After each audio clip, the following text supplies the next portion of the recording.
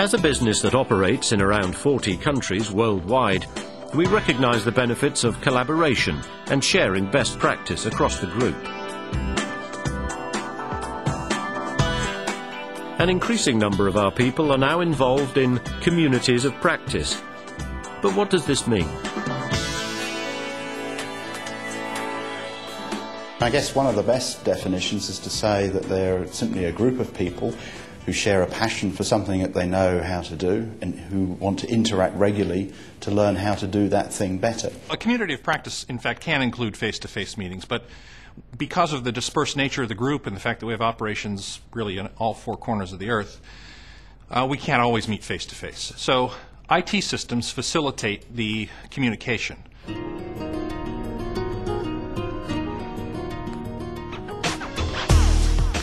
These communication systems are known as collaborative forums, and the Bengala coal mine in Australia provides a recent example of how effective they can be. The mine had a recurring problem with a bulldozer whose brakes would intermittently fail. It was pretty bad. It had got to the point whereby we were walking the D10 dozer away from work. So I would have it set up on a face, either assisting the excavator or working on a dump. And we ended up having to actually walk it out of those sort of situations. We couldn't resolve the issue and we couldn't give any closure to the problem. We seemed to be going back over the same information time and time again and still not resolving what the core issue was. I thought, well, this must be happening to, if it's happening to our dozer, it must be happening elsewhere. So I jumped on the collaborative forums.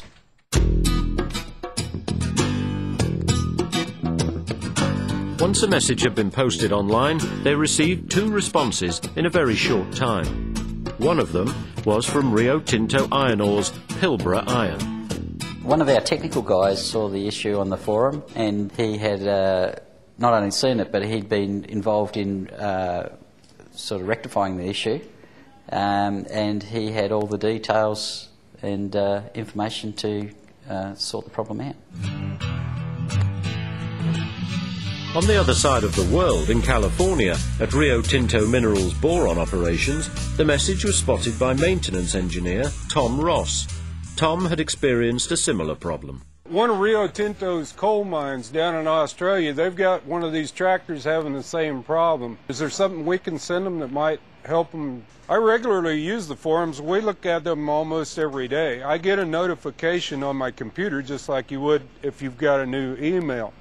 And I can go to the forum at that point when it says I have a new entry and look at it and determine if it's something that I'm interested in or something that we can help someone with. Okay, so I could send this to the folks in Australia, and it looks like it's pretty self-explanatory. Well, the value of collaboration for us was that we were able to share something that we'd spent almost a year trying to diagnose and send it to those folks who were just getting into the problem, and it probably saved them as much time as we spent trying to figure it out. Based on the information they received, Bengala's dozer was swiftly repaired and back on the job. Collaborations such as this are happening all the time. I think it's actually changing the way we work. You've got a lot of people out there now that are not scared to ask the questions, and there's a lot of people also willing to give the answers to the questions. It's really quite a significant shift in the culture of the organization to become more interdependent on one another and to not have to invent everything here and not have to come up with all the solutions ourselves, but rather to feel good about the fact that we can find a solution somewhere else.